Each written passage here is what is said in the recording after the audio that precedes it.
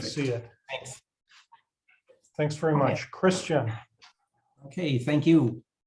I want to start by looking at life in the context of two important parameters, which are both linked to the functionality of life, which are basically given by complexity and order. Obviously, life is something well ordered and very complex.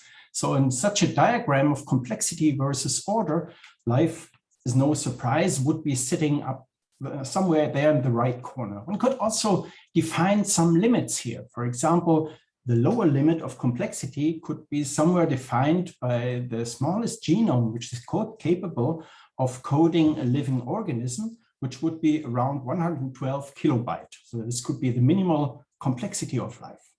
The minimal order, which would be given by the reciprocal entropy, which is formed by all molecular separations, all concentration gradients, all peptide sequences, would form the lower limit for order. So one could safely say that all life that we know is sitting somewhere in this rectangle up here on the right upper corner. Now, on the other hand, if we consider early prebiotic chemistry, the one that we have seen up to now, we would have small molecules, so complexity would be low. We would have diluted situations, so order is low as well. So we would be sitting in the lower left corner here. So the big question is, and I think this is an important question to ask, how can we go from this low order, low complexity situation into something up here on the right? How can we go up this diagonal? This is a difficult question because on one hand, it's very easy to follow a horizontal line here. You just take prebiotic chemistry, cool it down, crystallize it. Then, however, you lose the opportunity to go up in complexity. You can also very easily go up the vertical line here. You can start, for example, uncontrolled polymerization reactions with different monomers. Then you would end up with having something like asphalt, with something very complex, but then you would lose the opportunity to gain order. So we have to think about a process which follows this diagonal. That's the idea. Of course, we know one process in nature which is very capable of doing something like that. That's Darwinian evolution. Darwinian evolution is known to have led from single cellular organisms to multicellular organisms, very complex, very well ordered ones. And of course, this is something that we know it is possible to go up this diagonal following Darwinian evolution. However, on the other hand, Darwinian evolution can only start at a point where we have a self-reproducing system. So the question remains, how can we go up this diagonal up to a point where self-reproduction could start? To my opinion, a very capable process that could do something like that would be a combination of periodic formation and selection. Periodic formation requires that we have a periodic change of reaction conditions. So at least one physical parameter must change periodically. One example for that would be wet-dry cycling. In wet-dry cycling, the humidity changes, and that could drive such a process. However, we look at a different environment, at an environment which, to our opinion, is very exciting and very capable of following such a process. And these are tectonic fault zones. Tectonic fault zones are systems of cracks and cavities which go down from the Earth's surface down to the Earth's mantle. They're filled mainly with water and carbon dioxide. They offer a wide variety of pressure and temperature conditions. They're well-protected environments. And last not least, they also offer our cyclic conditions, namely pressure cycling. This pressure cycling can be triggered by tidal influences. For example, high tide could correspond to low pressure and vice versa, but also by geysers. Geysers tend to erupt very regularly, and they also produce cyclic pressure conditions. So we think this is a very interesting environment, and therefore we have tried to reproduce that in the lab. This our high pressure device. This is the actual high pressure cell here. This is a cell which is capable of going up to 1,000 bars in pressure. This would correspond to 10 kilometers in depth. And that's what we fill the cell with. We add water and carbon dioxide in a volume ratio 1:1. We add an amphiphilic, or two amphiphilic substances, which we actually found in quartz crystals billions of years old, which we believe which have been there in a hydrothermal environment, long chain alkyl chains and polar ends added to them. And then we add a mixture of amino acids, namely those amino acids which are known to form under hydrothermal conditions, where 6 of them happen to be on the more polar side and 6 of them happen to be on the more non-polar side. Otherwise, there's no activation whatsoever. It's just a mixture of these compounds. Okay, these are the reaction conditions. We have more or less stable temperature, quite high, just in order to speed up things. And then we have this pressure variation, periodic pressure variation in a rhythm of 20 minutes, going back and forth between 67 and 77 bars. Why do we choose this pressure range? Because in between, at this black line here, we have the phase transition condition for carbon dioxide. Above this line, so at 77 bar, we have supercritical carbon dioxide, and that's where carbon dioxide is a very good solvent. If we go below this pressure, we turn the carbon dioxide into the subcritical state, and then it's a bad solvent. So this is a key factor that we have here, and that's, you will see in a moment, that is an important issue. Our standard experiment then runs over 3 weeks, which is 1,500 cycles, which corresponds to 1,500 generations, as you will see in a moment. Okay, that's what the experiment looks like. If you watch the inside of such a cell, just you have seen the moment where the pressure drops. Now the question is, what does this pressure cycling do with our experimental components? First, what does it do with the amino acids? Well, it does something very similar to wet-dry cycling. We have something like a dry phase. That's when the carbon dioxide is supercritical. It takes away the water. So we have a low chemical potential of water, and that facilitates the formation of peptide bonds. So we form chains there, peptide chains out of our polar and unpolar amino acids. Then when the carbon dioxide turns subcritical again, the water returns, and these are the conditions where we cleave the peptide bonds, where we cause hydrolysis, and then the whole system falls apart again. So we have a cycle of peptide formation, and within hours we can observe that we actually have peptide chains of approximately this length. So that's kind of indicative what we have here. But we also have something else. When we drop the pressure, you can see that here in a moment, then we get billions of water droplets, like a fog, like a mist, which formed up here. And these water droplets are actually the matrix for the formation of vesicles. Actually, we form vesicles, and this is the cycle of vesicle formation, how it looks like when seen schematically. When the carbon dioxide is supercritical, it will saturate with water, and it will also take up the more hydrophobic components, organic components, and also the amphiphilics.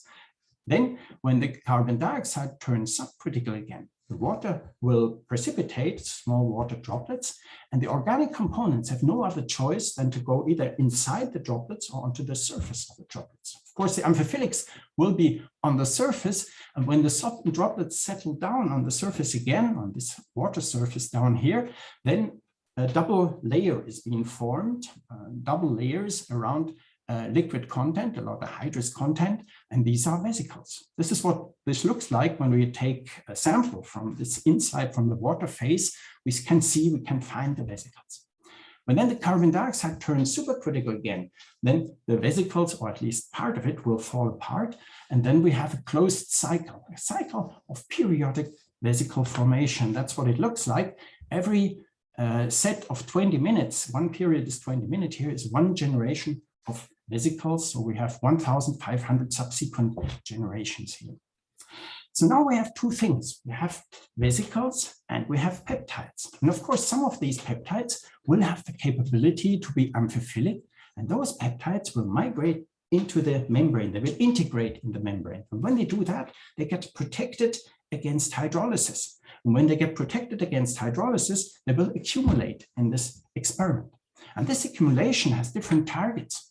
For example, call this a parasitic accumulation, then it's only the peptide which is being protected, but not the vesicle. In this case, there is some advantage for this peptide, but not a very big one. The next step would be a symbiotic situation. That means that the peptide is not only protected itself, but it also stabilizes the vesicle. And such a vesicle can easily survive several generations. And in this case, the peptide, the selectional advantage this peptide has, it's much bigger. And the last step is the one which I would call functional, which we also observe. Some of these functions peptide can develop in this membrane are helpful for the vesicle to survive. For example, when the vesicle is being generated, it's under osmotic pressure, and this osmotic pressure shortens its lifetime. So if the vesicles develops pores, allows water molecules to pass through the membrane, then the pressure can relax. And this is another advantage for vesicles which carry this peptide in the last end for the peptide itself. So what we get here is a very interesting interaction between two selectional processes. First, the peptides are being selected for their potential to be integrated into vesicles, but also the vesicles themselves. They are being selected for their ability to survive these cycles. So therefore, I believe we can observe something like a developing cycle, which leads to more and more complex vesicle structures. When we analyze the peptides, we find that in presence of the vesicles, this is the kind of the standard blank experiment without vesicles, then we see that in presence of the vesicles, we have the development of some particular sets of peptides. And one very successful specimen of these peptides was this one. It carries a positively charged lysine at the head group and more or less hydrophobic amino acids, also with some variations in the sequence at the tail. So this is a strongly amphiphilic peptide in this case. If we put this in the water, this is a calculation, molecular dynamics calculation. It looks like nothing special, it's just a random coil. But when we offer such a membrane, it does something very interesting. It immediately integrates into the membrane and it stabilizes the membrane thermodynamically. So we can observe a certain stabilization of the membrane structure by this peptide. And there's even more. When we look at complexes being formed, if several of these peptides come together, then we actually can have something like a pore. We can have an opening. These are the water molecules which are shown here. And with this complex of 6 of these peptides, this allows water molecules to pass through the membrane and therefore to allow to relax the osmotic pressure.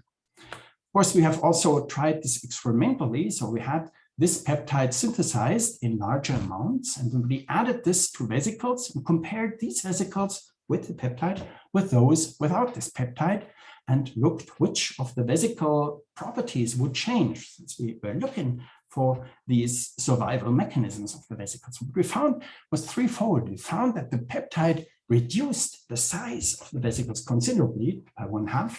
It increased the vesicle permeability for water molecules by a factor of 2, and also increased the thermal stability of the vesicles. And all these 3 factors, all these 3 observations can be seen as survival mechanisms. With the last one, this is obvious. The second one is the one which protects the vesicles against osmotic pressure. And the first one, this was kind of a surprise for us. We saw the reduction in the vesicle size. We believe that this is also kind of a survival mechanism because smaller vesicles are less likely to be destroyed by bubbling, since the reduction of the pressure will cause bubbles to appear and larger vesicles are more likely to be destroyed. So we believe that we already have some sort of a selection here, some sort of a kind of an evolution that we can observe over time. So if we come back to this diagram, we believe that this structure, which just has been formed from molecular units, is already a considerable increase of complexity, also an increase of order, since we have very specific sequences which are being generated here. So we believe we are somewhere here, and we also believe that if this process continues, we could go further up in complexity and order and potentially even reach some sort of a basis for a potentially self-reproducing system. Okay, that's the state we are in right now. I leave this as a summary, but I want also to mention the people who are behind that. This is Maria Davla, postdoc in our group with some students. She did the actual experiments on the high pressure apparatus. This is Oliver Schmitz, who is the head of our analytical group. He was doing the peptide analysis, which was kind of very demanding since we only have small concentrations of peptides. And this is Uli Schreiber, who is actually giving us the geological background to understand these situations which are being found in these tectonic fault zones. Okay, with that, I'm finished, and I thank you very much for listening. Thanks.